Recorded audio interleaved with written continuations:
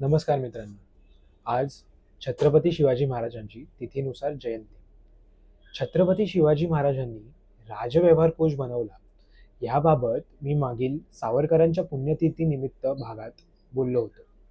परंतु हा राजव्यवहार कोश म्हणजे नक्की काय, याबद्दलची माहिती आज आपण जाणून घेऊया. तर महाराष्ट्रात यादवांचं राज्य संपुष्टात आल्यानंतर मराठीला असा कोणताच वाली उरला नव्हता.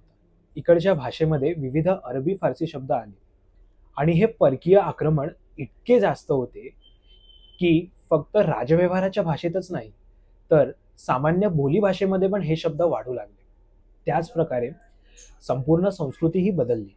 पुढे शहाजी राजांच्या संकल्पनेनुसार शिवाजी महाराजांनी हिंदवी स्वराज्याची स्थापना केली आणि त्या हिंदवी स्वराज्याची राजमुद्रा ही संस्कृतमध्ये बनवली आणि अर्थातच महाराष्ट्र भूमीवरच्या एका नव्या युगाची सुरुवात झाली.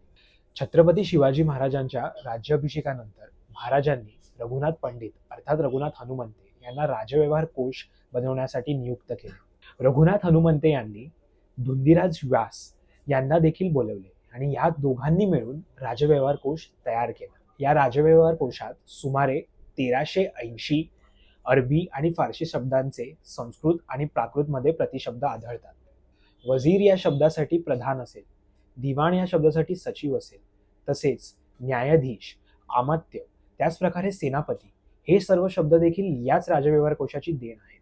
फक्त राजव्यवहार कोशच नव्हे, तर महाराजांनी पत्रलेखनाच्या लेखन पद्धतीत देखील बदल केले. आता पत्रांमध्ये जास्तीत जास्त मराठीचा वापर होऊ लागला. इतिहासकार विका राजवाड्यांच्या अभ्यासानुसार 1628 मध्ये पत्रलेखनात मराठी शब्दांचे प्रमाण हे 14.4% होते. त्याच प्रकारे 1677 मध्ये 62.7 इतके झाले आणि त्यापुढे 1728 मध्ये हे प्रमाण 93.7% इतके झाले. आज ज्या भाषा आणि संस्कृतीसाठी आपण लढत झगडत आहोत, ही भाषा त्या काळी छत्रपती शिवाजी महाराजांनी वाचवली नसती तर कदाचित आज सगळंच वेगळं असतं. आणि म्हणूनच या भाषेचा आणि संस्कृतीचा वारसा पुढे घेऊन जाण्याची जबाबदारी ही आपण सर्वांची आहे. छत्रपती शिवाजी महाराजांना त्यांच्या जयंती दिनी अक्षरधर्मी समूहातर्फे विनम्र अभिवादन.